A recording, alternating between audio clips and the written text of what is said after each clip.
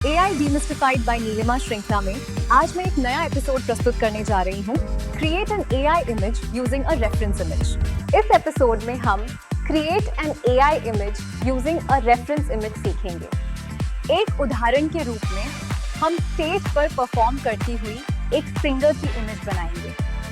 हम उसके लुक को अपने मन में आसानी से विजुअलाइज कर सकते हैं, लेकिन हमारे पास एग्जैक्ट वोकैब्युलरी की सीमा होने के कारण उसे शब्दों में सही तरह से डिस्क्राइब करना मुश्किल होता है।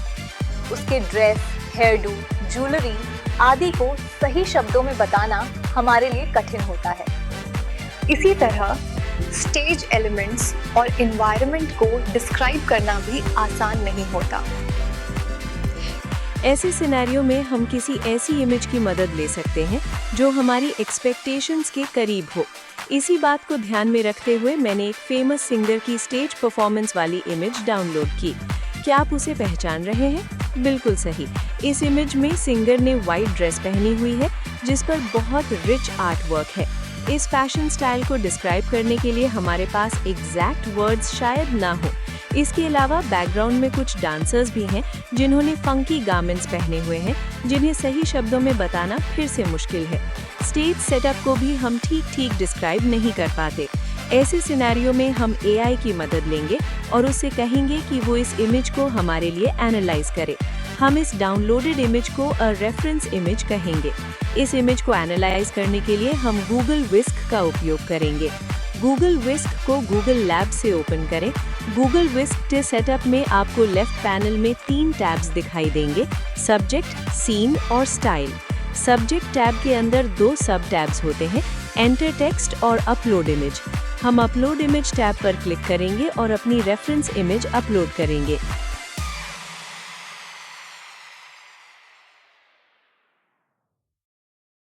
विस्क इमेज को एनालाइज करना शुरू कर देगा। एनालिसिस कंप्लीट होने के बाद सब्जेक्ट टैब के लेफ्ट बॉटम में मौजूद एडिट बटन पर क्लिक करेंगे। इससे एक नया डायलॉग बॉक्स खुलेगा जिसमें इमेज दिखाई देगी और नीचे उसकी एनालिसिस एक प्रॉम्प्ट के रूप में होगी। यही वो प्रॉम्प्ट है जो रेफरेंस इमेज को डिस्क्राइब करता है। अब आप इस प्रॉम्प्ट को एग्जामिन कर सकते हैं और देख सकते हैं कि रेफरेंस इमेज को सही तरह से डिस्क्राइब करने में हम कितने शॉर्ट थे। हम काफी पीछे थे, है ना? ठीक है।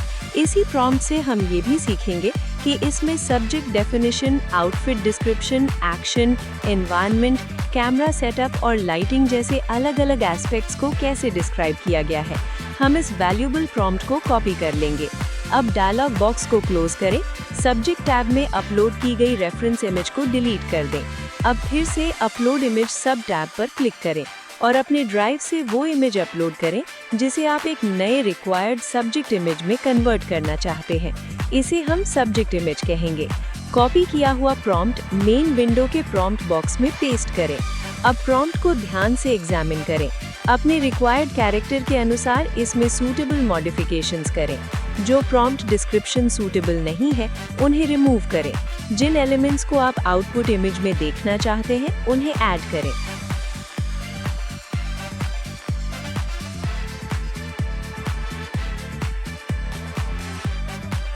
प्रॉम्प्ट बॉक्स के दाईं ओर मौजूद टैब्स पर क्लिक करके रिक्वायर्ड एस्पेक्ट रेशियो सिलेक्ट करें। इमेज जनरेट करें। विस्क ऐसी इमेजेस जनरेट करेगा जिनमें सब्जेक्ट इमेज का फेस होगा और बाकी डिटेल्स प्रॉम्प्ट के अनुसार होंगी। हम प्रॉम्प्ट को तब तक मॉडिफाई करते रहेंगे जब तक हमें वही इमेज न मिल जाए जिसकी हमने कल्पना की थी। आउटपुट से सैटिस्फाइड होने के बाद आप इमेज डाउनलोड कर सकते हैं। यहाँ आप देखेंगे कि डाउनलोडेड इमेज रेफरेंस इमेज से सिमिलर तो है, लेकिन बिल्कुल सेम नहीं है। आउटफिट और सेटअप भी रेफरेंस इमेज जैसे एग्जैक्टली नहीं होते। इससे रेफरेंस इमेज के ओनर्स की कॉपीराइट क्लेम से हमें प्रोटेक्शन मिलती है ना कमाल की बात? आप चैट GPT का उपयोग करके भी इमेज प्रॉम्प्ट बना सकते हैं। चैट GPT वेबसाइट ओपन करें।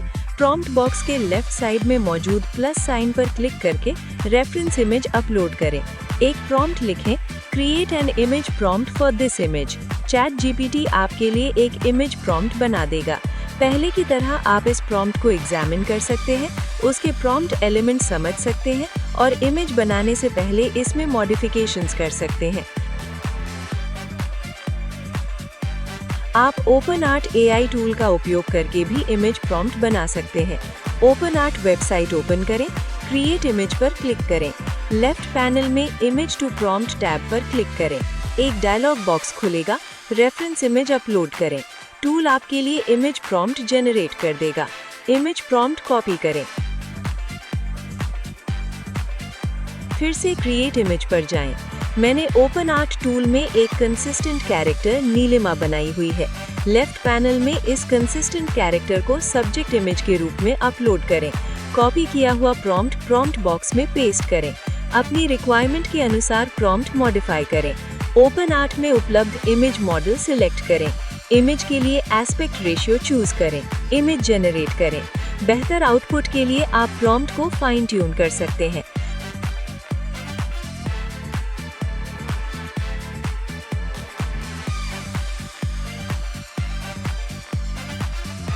गूगल विस्क, चैट GPT और ओपन आर्ट में जनरेट किए हुए प्रॉम्प्ट्स को आप अन्य AI टूल्स जैसे ग्रॉक, जेमिनाई आदि में भी यूज कर सकते हैं। ग्रॉक में लेफ्ट पैनल से इमेजिन टैब पर क्लिक करें। प्रॉम्प्ट बॉक्स में सब्जेक्ट इमेज अपलोड करें। राइट टॉप पर मौजूद एडिट इमेज टैब पर क्लिक करें। रेफरेंस इमेज से जनरेट किया हुआ प्रॉम्प्ट बॉक्स में पेस्ट करें। टूल आपके लिए इमेज जनरेट कर देगा। जेमिनाई में क्रिएट इमेज टैब चूज करें। प्रॉम्प्ट बॉक्स में सब्जेक्ट इमेज अपलोड करें। रेफरेंस इमेज से जनरेट किया हुआ प्रॉम्प्ट बॉक्स में पेस्ट करें। जेमिनाई इमेज जनरेट कर देगा। अंत में आप विभिन्न टूल्स द्वारा बनाई गई इमेजेस में से अपने प्रोजेक्ट के लिए बेस्ट इमेज चूज कर सकते हैं। इस वीडियो को देखने के लिए धन्यवाद। अपनी शंकाएं और प्रतिक्रिया कमेंट्स में साझा करें। हमें इंस्टाग्राम, यूट्यूब, ट्विटर और फेसबुक पर फॉलो करें। Learn AI like never before.